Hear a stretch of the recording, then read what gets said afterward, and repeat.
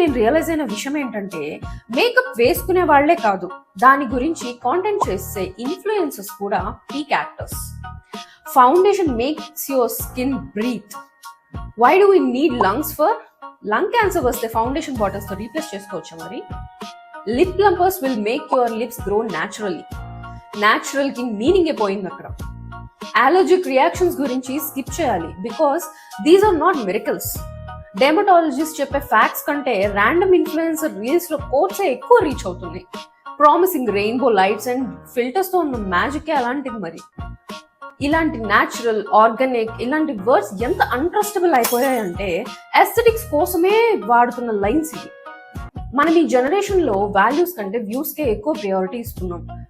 After all, remember, మీకు interesting గా అనిపించి ఫాలో అవుదాం అనుకున్న ప్రతి టిప్ ని ఫ్యాక్ట్ చెక్ చేయండి. ఆ మాత్రం చదువు అయితే అందరికీ ఉంది కదా.